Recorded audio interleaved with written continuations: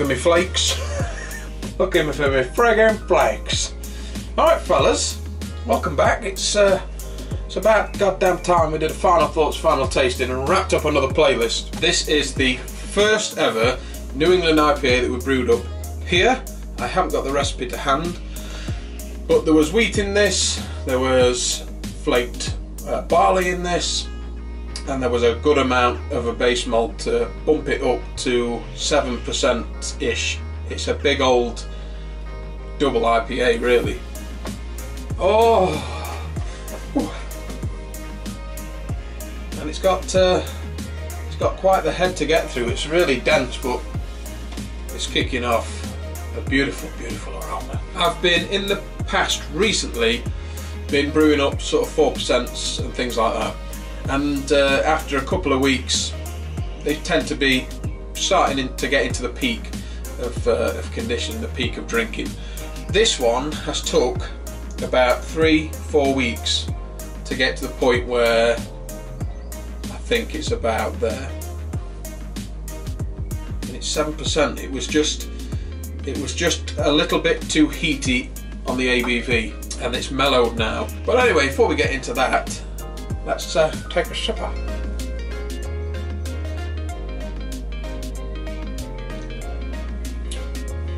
Oh, to chew that one. Oh, I think if memory serves me right, there's close to 1 kilo of wheat that went into it, and you can tell there's real chewy body, real chewy mouthfeel.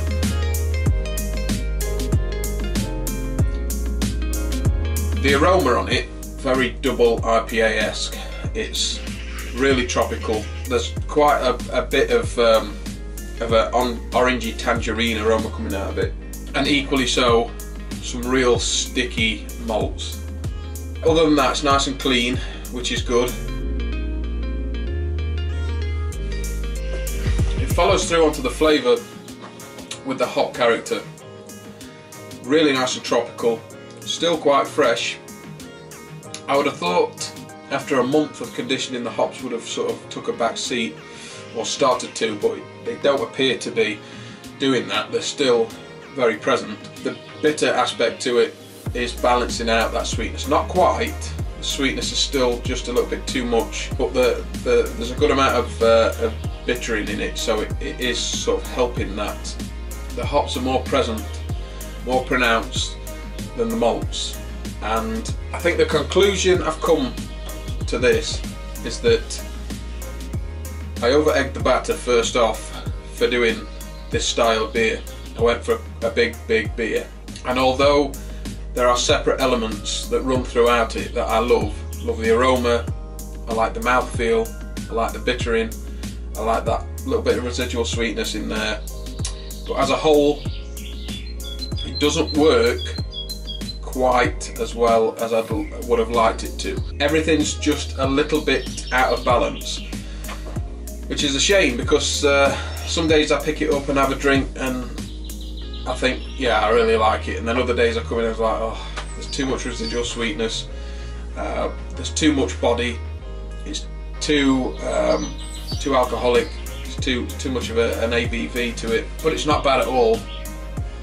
I've enjoyed drinking it in the past week, but I think if I was to do the exact same recipe again, knock that ABV down, get rid of some of the body, probably use US-05 instead of US-04, so try and get some of that residual sweetness knocked down a little bit, and the haze factor to it, it's cleared up a little bit actually, because it's been in the keg so long, but really it's not the clearest beer I've had. I'd say it's still got that look to it, but it's not like when it went in. I'd say the best thing about this is the aroma.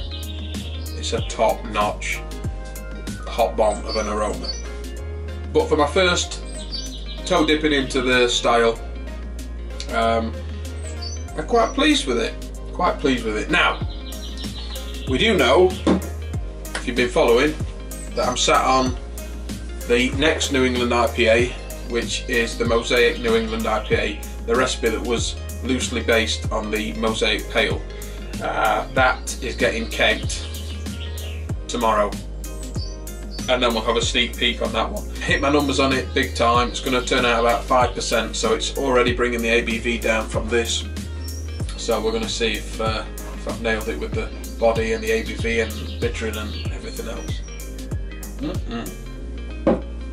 That's it, fellas. So as always, guys, don't forget to thumb up this video because you don't want to do. Don't forget to hit this little icon here to subscribe. Click it, you know what's coming up next. Share the video, get it out there for all to see. And until next time, I'm out of here.